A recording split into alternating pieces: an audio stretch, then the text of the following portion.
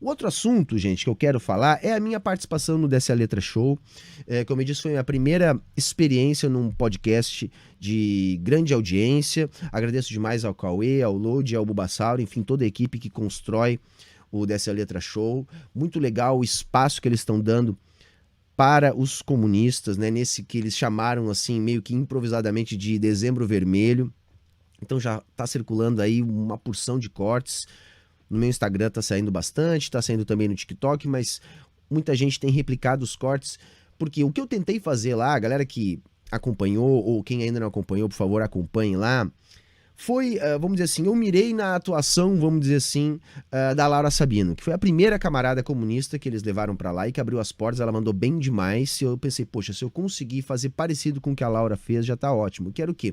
Tentar falar uma linguagem simples, sabe, falar de economia sem falar de economês, falar de teoria marxista sem falar naquele jargão que a gente está acostumado na academia, para tentar sair para fora daquele público que nós já temos, para sair para fora da bolha, né?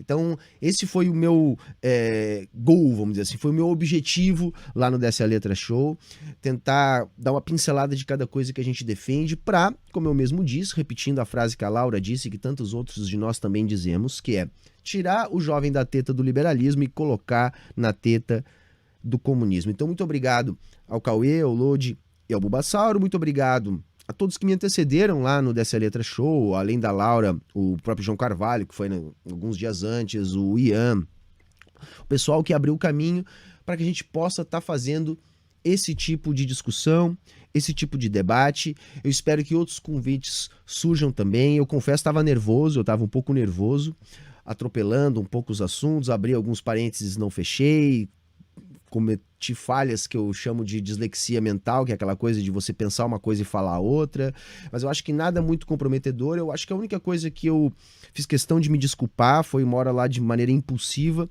que eu quis dizer voltar ao passado e disse voltar aos indígenas, uma fala lamentável. Eu já me desculpei lá nos stories do Instagram, mas faço questão de fazer isso aqui também.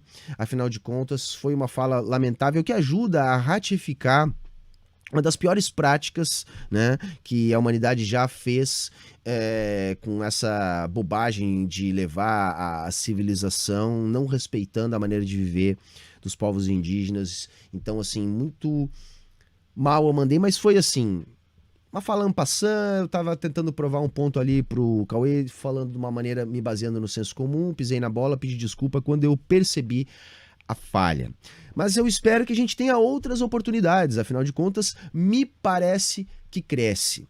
E a gente tem que se permitir nesses eventos também não se apegar tanto à forma e se preocupar mais numa questão de como chegar naquele que já não está introduzido. Sabe aquilo que a gente vive falando lá do funil do Luigi? Então essa é a parada, né? Muita gente consome o Cauê, por exemplo, por causa da questão do entretenimento. E a internet é entretenimento. A gente tem que entender dessa maneira. Por que o formato de React tem dado tão certo? Por causa disso, é uma rede de entretenimento. A gente tem que levar o conteúdo, a gente tem que levar o debate político, a questão mais séria, dentro do formato do entretenimento, porque senão a gente não consegue melhorar o desempenho, que para nós significa chegar em mais gente.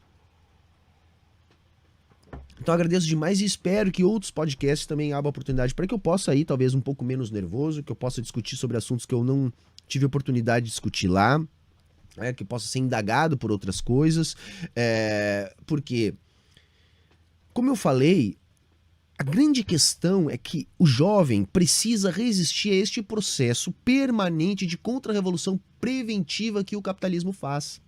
Então é necessário que o jovem conheça a proposta, avalie, porque senão acaba sempre sendo suscetível à teoria da ferradura, ao liberalismo. A gente não nasce liberal, né? A gente não tem uma natureza liberal. Mas eu gosto de dizer que a gente nasce liberal em que sentido? De que desde o momento que a gente nasce, a gente é introduzido no liberalismo.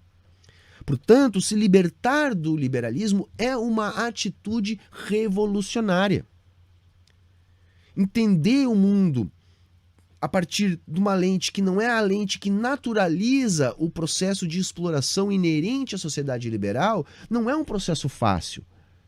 Então, Quando a gente consegue, pela via do entretenimento, pela via desse tipo de parceria, ampliar o público que a gente atinge, é muito importante.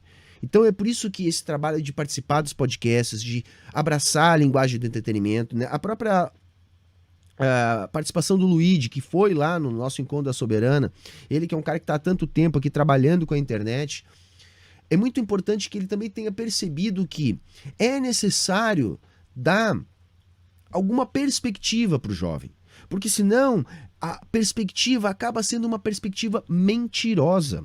Esse é o grande problema da promessa liberal. É uma promessa mentirosa, que promete para o nosso jovem que ele vai ter o sucesso a partir de algumas iniciativas individuais, quando a gente sabe que não é assim que funciona. E aí o jovem faz aquelas iniciativas todas propostas pela cartilha liberal de mercado e, na maioria das vezes, caso não tenha uma conjuntura favorável, caso não tenha uma herança, ele fracassa.